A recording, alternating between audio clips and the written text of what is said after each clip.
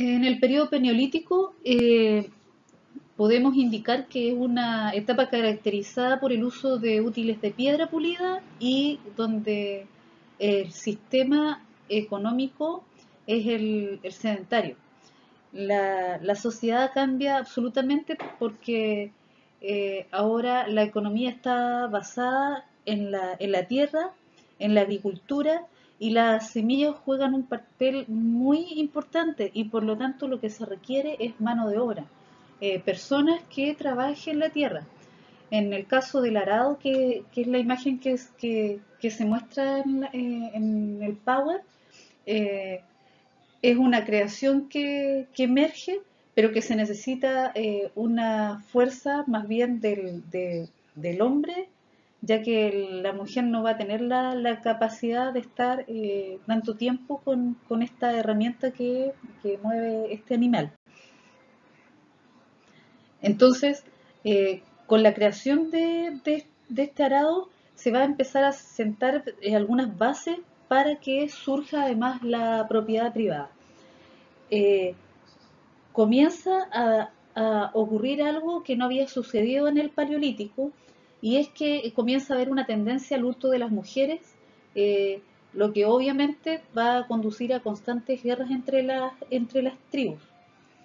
¿Por qué ocurre esto del hurto de las mujeres? Es que eh, se empieza se empieza a observar que ellas son las que tienen a, a una, a un niño que va a ser finalmente quien podría ser parte de este trabajo que es el que ellos requieren, de esta mano de obra, eh, y por tanto ella comienza a ser vista como quien procrea. Eh, Cuando ocurre este robo de mujeres, estas van a ser protegidas por los hombres que las habían conquistado o simplemente por toda la tribu vencedora. Y durante este proceso las mujeres van a hacer posesiones, cosas. Por primera vez se va a reconocer entonces esta capacidad reproductora de las mujeres como un recurso de la tribu. Entonces, luego que van a empezar a surgir las élites dominantes, las van a adquirir como parte de la propiedad privada.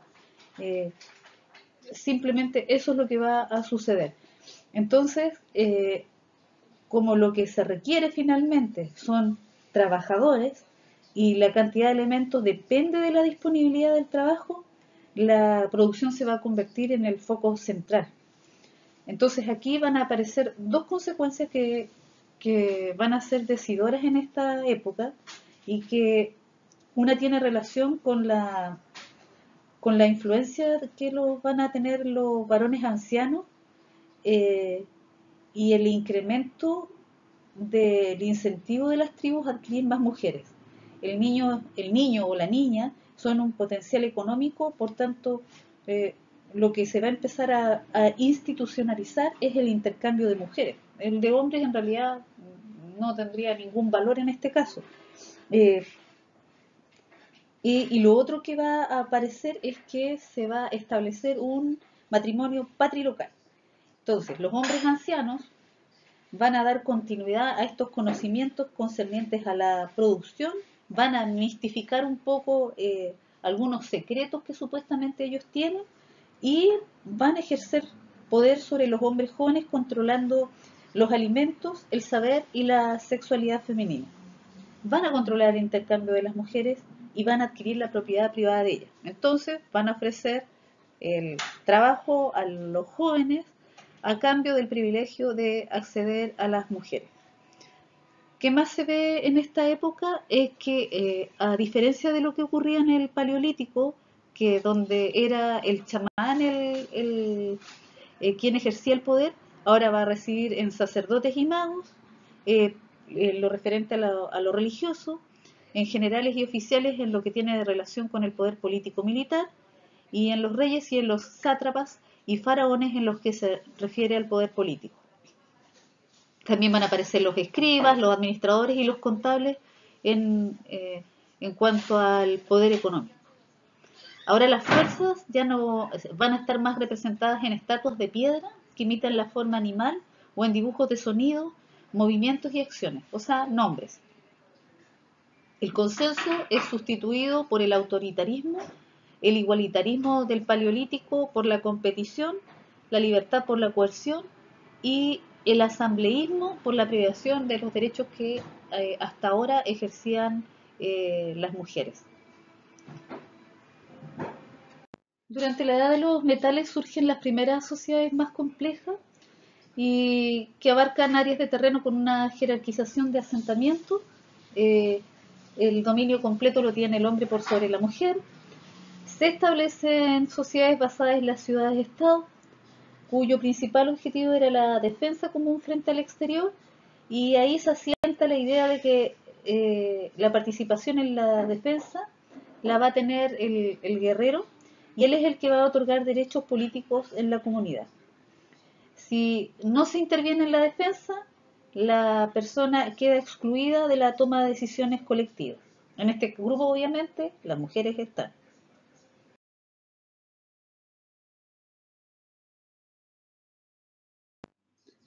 Vamos a partir con lo que se conoce como el periodo embrionario en la representación del conocimiento. Este se extiende desde la Edad Antigua hasta más o menos el siglo XVI, y, y aquí comienzan a aparecer algunas clasificaciones que a menudo son más bien improvisaciones. Vamos a encontrar las primeras bibliotecas, que son bibliotecas privadas, eh, emergen los bibliotecarios y fondos bibliográficos que básicamente van a ser agrupados por afinidades temáticas, o también van a haber bibliografías. Esto es las emergentes clasificaciones. La estructura político-social de Mesopotamia era patriarcal, y nos vamos a encontrar con dos grupos sociales. Una clase dominante donde están los sacerdotes, los soldados y los comerciantes y los funcionarios, y la clase dominada que son los campesinos, los artesanos y los esclavos.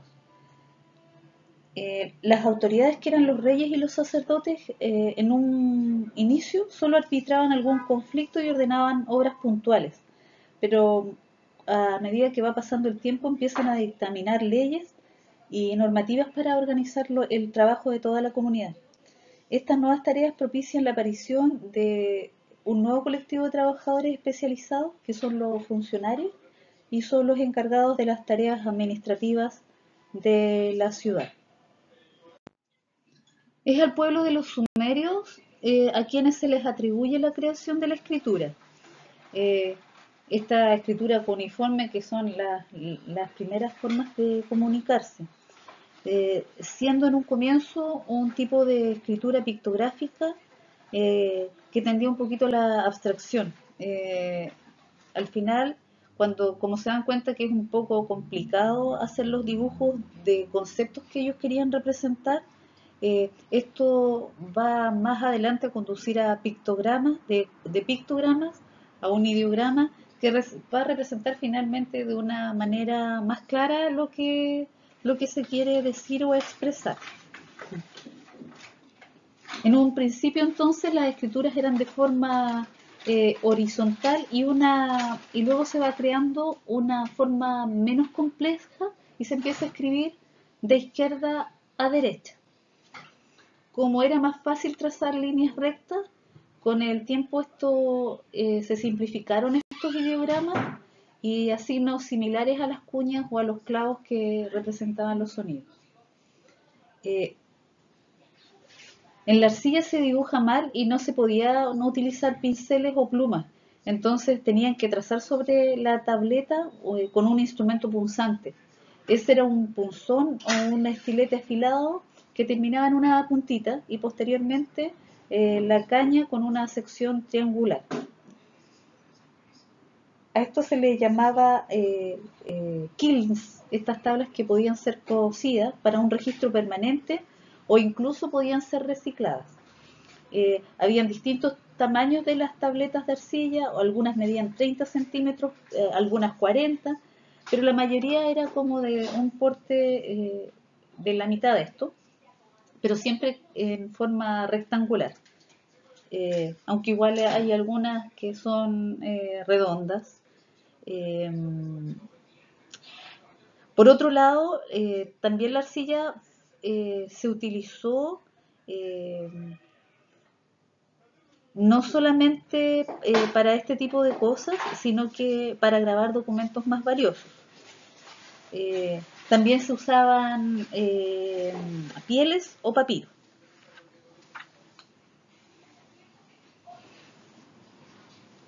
Las inscripciones más solemnes se grababan sobre mármol o diorita, eh, aunque esto es un porcentaje bastante pequeño comparado con la documentación encontrada en las tabletas de arcilla. Estas inscripciones solemnes se empleaban en los monumentos históricos para conmemorar y para recordar expediciones, pero también para dar fe de las normas jurídicas.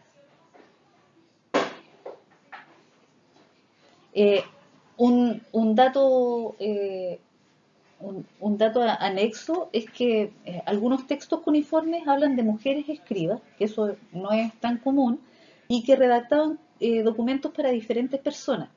Eran de reinas que gestionan sus propias administraciones, de mujeres que tienen un destacado papel en la composición e interpretación de piezas musicales en la corte, y de otras que deciden desheredar a familiares varones porque simplemente no las cuidan durante la vejez. Aunque estos son excepciones, son datos valiosos al momento de reflexionar en los campos de la historia de mujeres y de estudios de género. Ahora, también es relevante que estas sociedades siempre tendían a proteger a los grupos más vulnerables, que podían ser las personas más pobres, las viudas, los enfermos, los niños. Las tablillas se identificaban con un colofón en el que figuraban las palabras con que comenzaba la obra. A veces se añadía el nombre del propietario de la tablilla y, y el del escriba.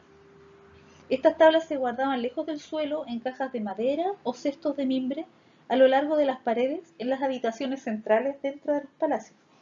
Las tablas se ordenaban por diferentes materias por su importancia y en el dintel de la puerta de acceso se grababan los comienzos de las obras que estaban en esa habitación.